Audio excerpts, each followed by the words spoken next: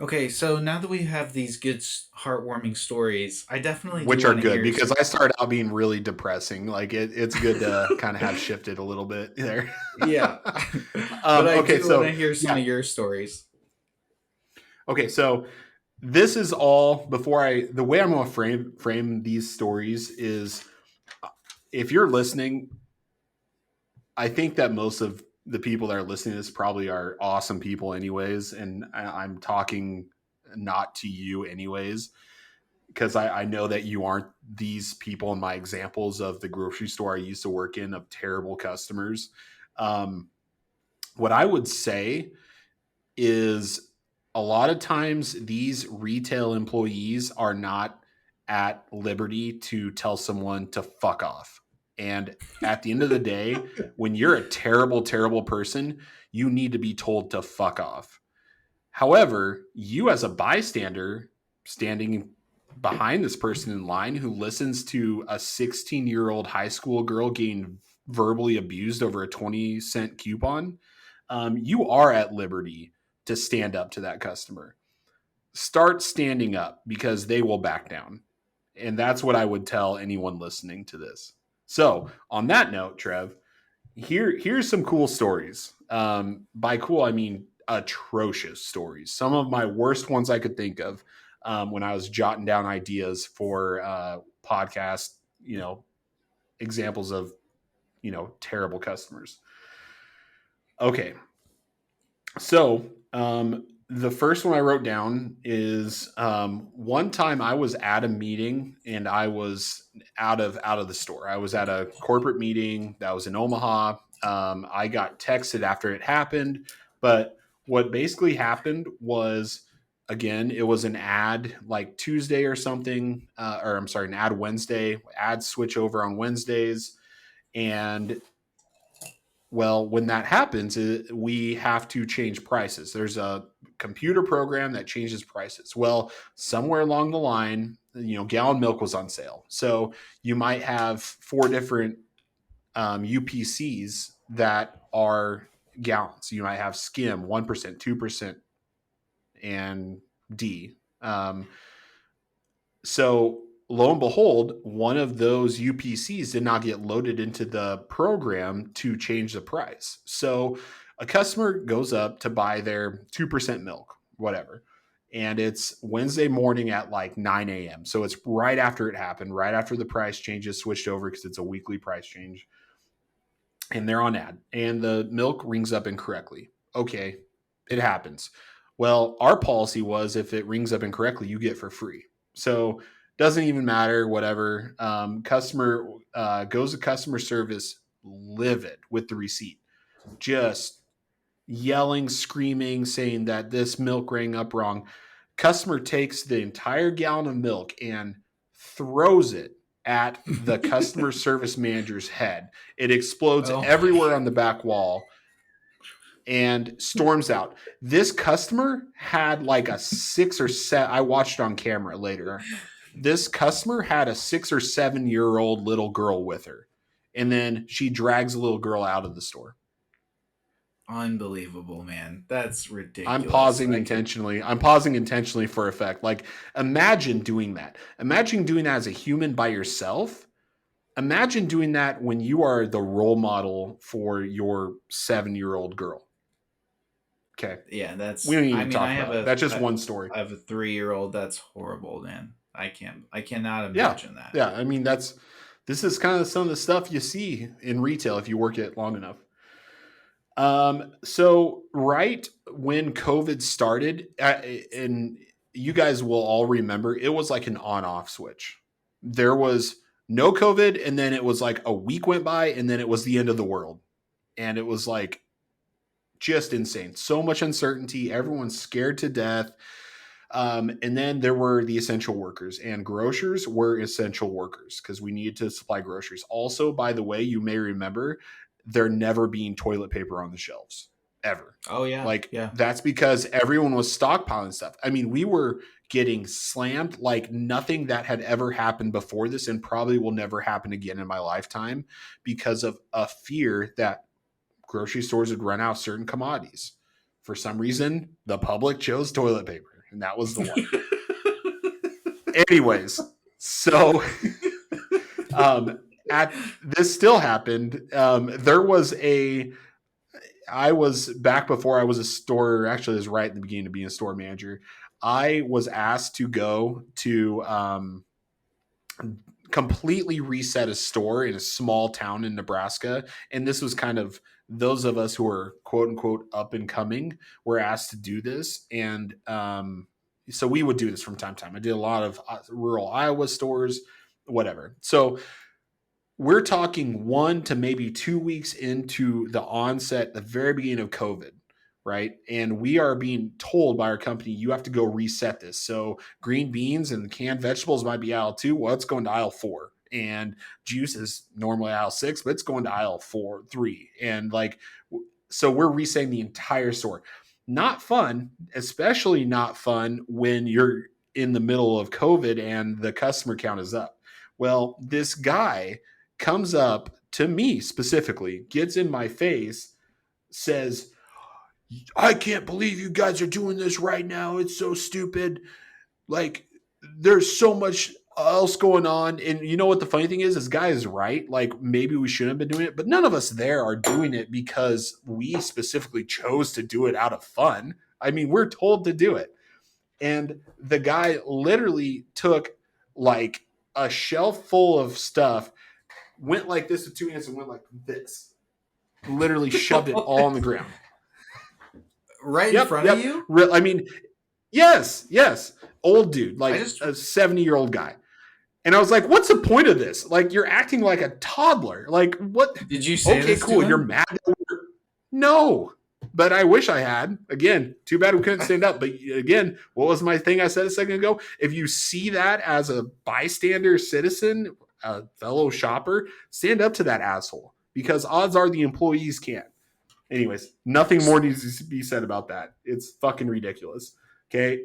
I saw a guy that literally picked up, I mean, he like did this whole like or like 280, 360 sort of whipping motion to throw a cart into a car on Easter Sunday one time. What he was mad about, I don't remember, but it happened. Cops were called and he was gone by the time the cops got there. Who knows? I remember one time I was, it was So is an Hy-Vee earlier store I liable worked for at for fixing the that same car? company. Sorry, I gotta stop saying that. No. Is okay. I'll let's just cut that out. Yeah, you're I'm gonna good. write down the time. So another one that I had is one time fairly early on to my managerial career. I was running the front end at the grocery store and I saw this very irate customer and I went kind of closer to hear what was going on. And I overheard the customer tell this again, I don't know, an 18-year-old girl said he was very mad because she wouldn't send more money through Western Union. Well, there are like federal laws that cap how much you can send through wire service per day. It is a law. It is not our policy as the grocer that we make up just a number. Anyways, she was trying to explain this to the customer, and the customer looked her dead ass in the eye and said, I'm going to find you when you get off of work. And I heard this. I walk up to him and pulled my phone out and called 911 and said, hey, there's like terroristic threats to one of my employees. And the guy hightailed it out of there. That's another example. And I left two examples specifically because they relate towards the holiday season. And I thought it's great to kind of end on these examples. Um, so one time I was stocking like flour in aisle 6. And if you're a baker, you understand that the baking season is December and the baking season is especially, leading up to Christmas. The whole aisle, a baking aisle. I mean, you're talking sugar, flour, yeast, sprinkles, everything that goes into making cookies or any baked anything is in the same aisle. So, lo and behold, it is the busiest, most popular aisle 3 days before Christmas. Also, lo and behold, you got to work hard to keep it stocked. So you're in a scenario where there are 10,000 customers in this aisle and also employees who are trying to stock the shelves. And I was stocking, well, I don't remember if it was flour or sugar, something like that. And a lady like slammed into me almost intentionally, like I had a little two-wheeler. She kind of slammed into me to get my attention. It was a very overt action. She slammed the cart into me to get my attention, to let me know that she was mad. And so I stood up and she looks at me. She's like, "What are you going to do with about all these customers in the aisle right now? I can't even get through here." Like, what do you mean? You want me to just like start shoving them out of the way for you and guide you through them? I don't know what you're asking me to do, lady. Like, what, who the hell are you? You know, again, this is the Christian holiday of Christmas. And Christianity says, do unto others, treat people like you want to be treated, right? And that lady chose that moment to slam into a guy working, probably literally sweating to keep the flour stocked so she could continue to bake her precious cookies. And that's how she treated an absolute stranger. And all the absolute other people that are trying to do the same thing she's doing because they all want baked cookies. But somehow she's better because she's an individual. So she's the one that deserved a route through this aisle 6, right? Okay, one last one. I had more than this, but I have one. I have one more. Okay. What? Sorry. Go ahead, Trev. You go ahead. I have one more. Say as many as you want. If you have more after that, do it. I mean, this is the best. This is so funny. Yeah. I could listen to these all day. Oh, they're good. And the thing is, how many did I forget about? Like these are the ones I thought about in the 10 minutes before we started the podcast. Like, how many have I forgotten about? I should have started a book 20 years ago and had one chapter dedicated to one ridiculous incident and described it in incredible detail, but I didn't do that. Okay, so another one I had. So customers increasingly, especially older people, have been victims of being scammed in America, probably all over the world, honestly. And we see it in the grocery store that I worked at. And one time I stopped a customer that was buying something like stupid, like Google Play or Xbox gift cards or something that could be flipped online if a scammer got a hold of it. I don't think it was Visa get prepaid gift cards, but it's something really stupid like Google Play or I don't know what it is. Anyways, he was trying to buy something like $1,500 worth of stupid gift cards. And so our customer service employees are trained to ask the question, "Oh, hey, what are you doing this for?" Like if it's like, "Oh yeah, I have 10 grandchildren. I'm going to get them all $100 gift card." Okay, that makes sense, right? But if the answer is, "The IRS called me today and said that my granddaughter is going to go to prison unless I send them Walmart gift cards," it's a scam. You can't make this shit up. So the great, wow, I had no idea. customer service employee tells him this, says, "Hey, sir, I've seen this happen before. You're getting scammed. Sorry, but I don't think you should buy these." Dude gets freaking livid. Like, "Are you going to sell me these damn gift cards or not?" And the customer service girl goes, "Hold on, let me get my store manager down here." I walk down there.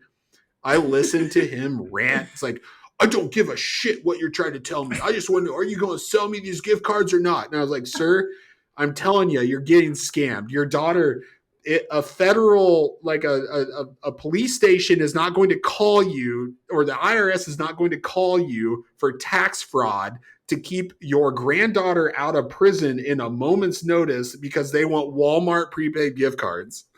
That's not what's going to happen to keep her out of jail." Guy's irate, just like, great.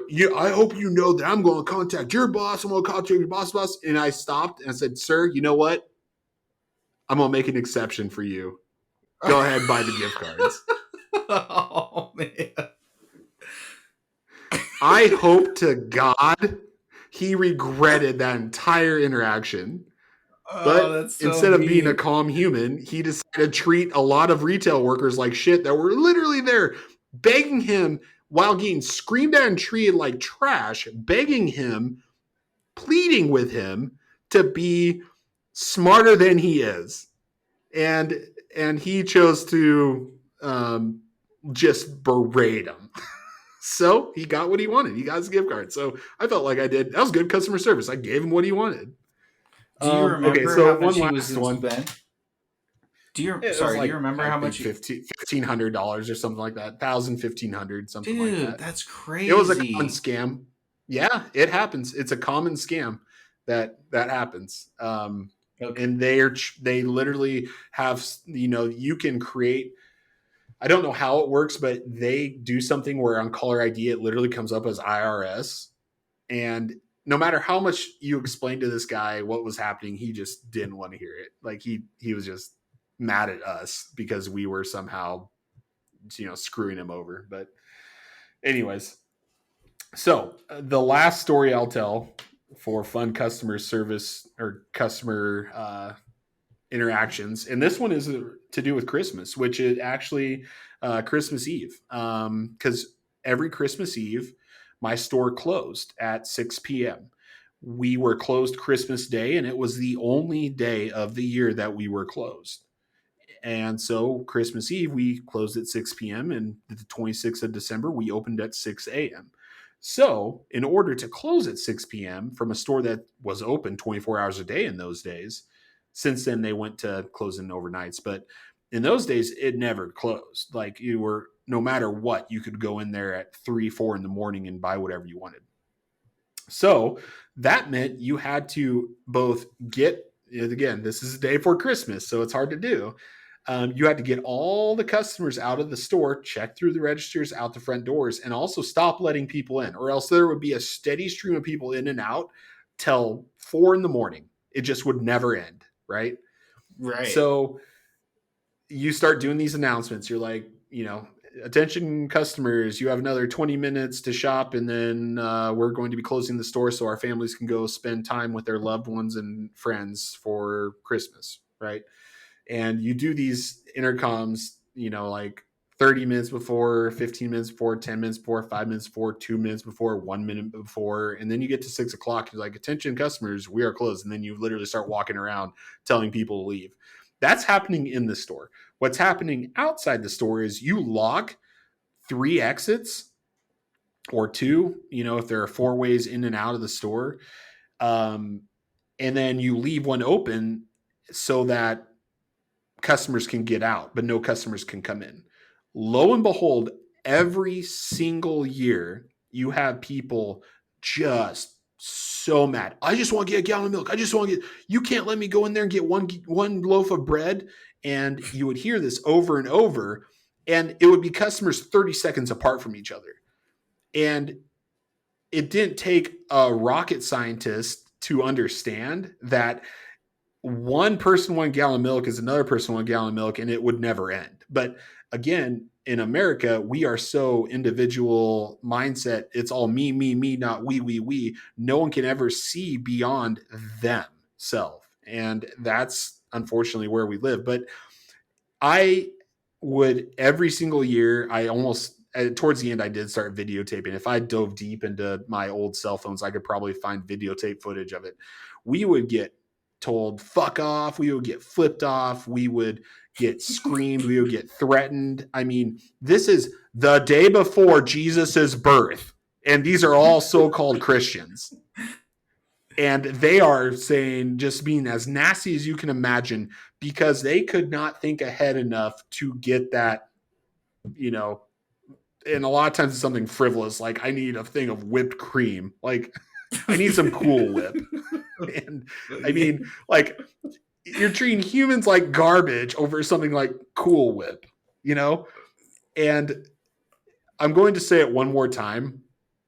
please, please, please stand up to these people if you are at liberty to do so, because the employees can't just scream back, "Fuck you too, sir," even though I promise you that's all they want to do. And you will become their absolute best friend immediately. And if you need milk, they'll probably let you in to get your milk because you stood up to an asshole.